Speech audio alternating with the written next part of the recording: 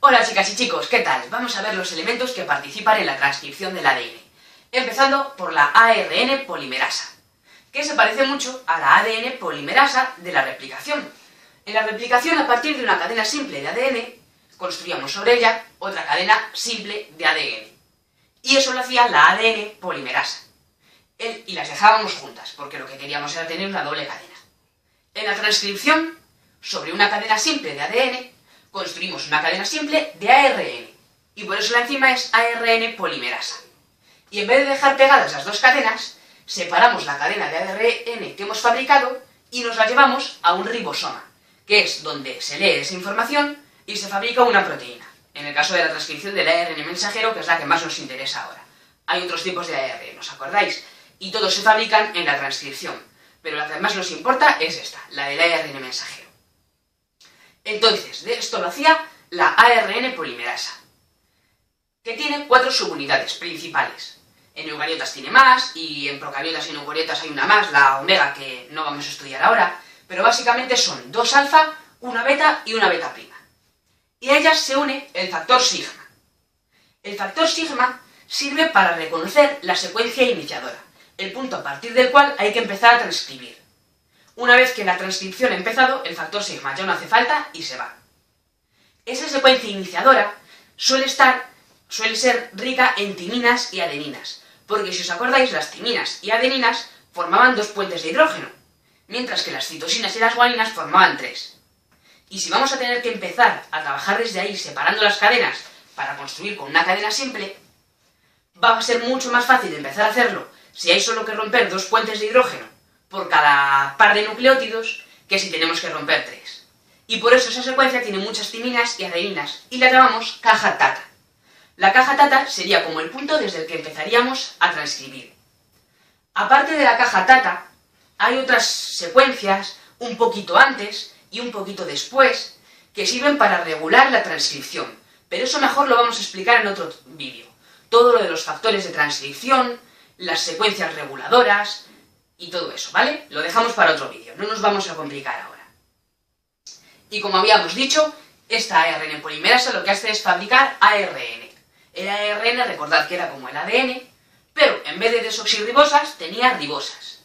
Y cambiaba todas las timinas por uracilos. Básicamente era eso. Así sería el ARN que vamos a fabricar. Así que ya tenemos una enzima que va a hacer este proceso. El elemento que va a fabricar, ARN. Una secuencia a partir de la cual va a empezar, que va a localizar gracias al factor sigma. Y en algún momento también tendrá que parar. ¿Cómo hace esto? Pues con otra secuencia que, en vez de rica en adeninas y timinas, es rica en guaninas y citosinas. Y tiene una capacidad muy especial.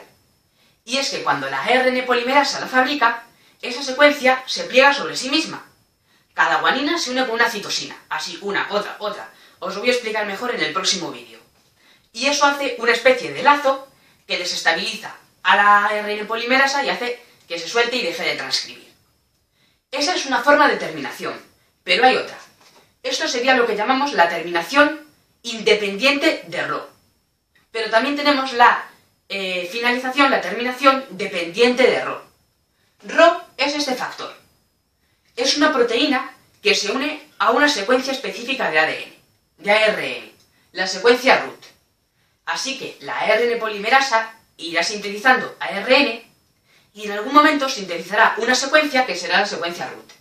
Pues a esa secuencia irá el factor Rho, se unirá, tirará de ella, liberará todo el ARN que haya fabricado la polimerasa y la polimerasa se irá también.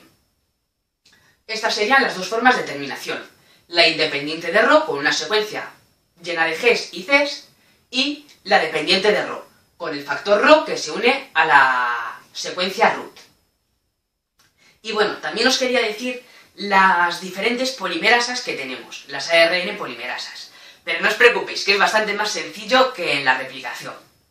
En procariotas, así que ahora vamos con las diferencias entre procariotas y eucariotas, que también aquí es bastante fácil. En procariotas tenemos el factor sigma, tenemos todo esto que veis, Y tenemos una sola polimerasa, facilísimo. Una ARN polimerasa que se encarga de fabricar todos los tipos de ARN. El ribosómico, el transferente, el mensajero, al revés, el ribosómico, el transferente, el mensajero. Más fácil, ¿verdad? En eucariotas es todo bastante parecido. No tenemos factor sigma, no hace falta porque aquí hay muchos elementos que se unen a los alrededores de la secuencia iniciadora y con eso ya es suficiente para que la polimerasa lo encuentre y se una bien, no necesita el factor sigma. Y tenemos 3 polimerasas. La 1 se encarga del ARN ribosómico, la 2 del ARN mensajero y la 3 del ARN transferente. Otra diferencia, otro punto importante, es que en eucariotas la transcripción ocurre en el núcleo, donde está el ADN, pero los ribosomas, donde ocurre la traducción, están en el citoplasma. Así que el ARN mensajero que ya hemos fabricado hay que sacarlo del núcleo y llevarlo al citoplasma. Y en el citoplasma hay unas enzimas, las ARNasas, que son como pirañas, que van a atacar cualquier ARN que encuentren libre en el citoplasma. Esto es un peligro para el ARN que hemos fabricado nosotros. Pero también está muy bien, porque entended que cuando hacemos un ARN mensajero es porque se necesita una proteína. Ese ARN se utiliza, se fabrica la proteína las veces que haga falta, pero en algún momento dejará de hacer falta esa proteína, y los ribosomas tendrán que estar libres para hacer otras proteínas. Pero si cada vez que se necesita una proteína se hace un ARN, y el ARN no se elimina, al final el citoplasma estaría sobrecargado de ARNs. Los ribosomas estarían haciendo proteínas que a lo mejor ya no hacen falta, y estarían ocupados y no podrían hacer las proteínas que sí que están haciendo falta ahora. Así que tiene que haber un sistema regulador que elimine los ARNs que ya han sido utilizados, pero a la vez que no destruya los ARNs antes de usarlos. Ese sistema es la relación, se basa en la relación entre las ARNasas y 2 secuencias más, 2 trocitos que se añaden a cada uno de los extremos del ARN mensajero que hayamos fabricado. Uno es la cola de... empezamos por la caperuza. Uno es la caperuza de metilguanosina, que se añade a uno de los extremos, lo explicaremos más en otro vídeo, y lo protege al ARN y le ayuda a que el ribosoma lo reconozca.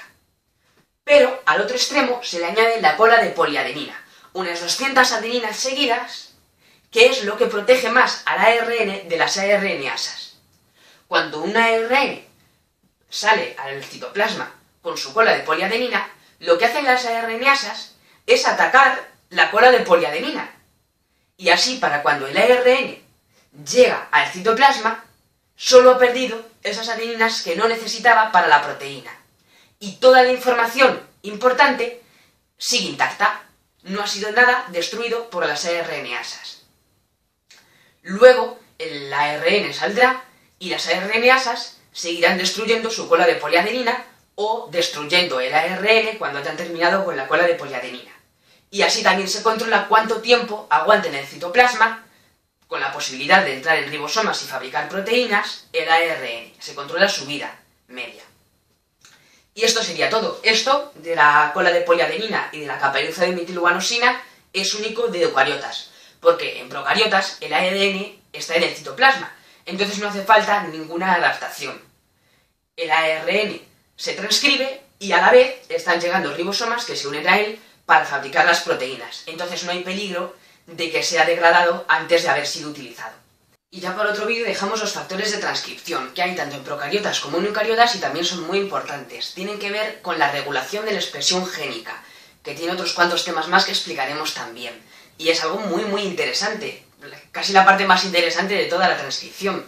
Es lo que explica por qué las células de nuestro hígado, nuestro corazón, nuestro cerebro, todas tienen la misma información genética, el mismo ADN en su núcleo, pero todas son tan distintas, fabrican distintas proteínas, cumplen distintas funciones.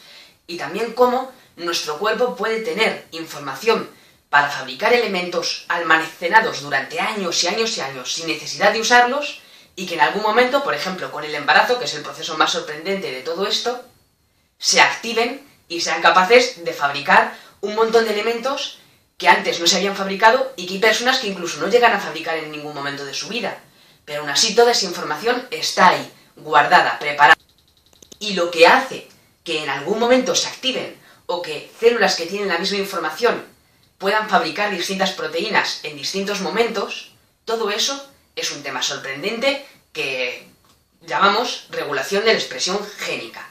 la regulación de cómo los genes que todos tenemos se expresan o no se expresan. Y esto ya sí lo dejaremos para otros vídeos. Espero que estéis disfrutando este tema, que hayáis entendido bien esto, y el siguiente vídeo que os recomiendo que veáis es el de transcripción del ADN paso a paso, para que veáis cómo trabaja la ARN polimerasa. ¡Nos vemos!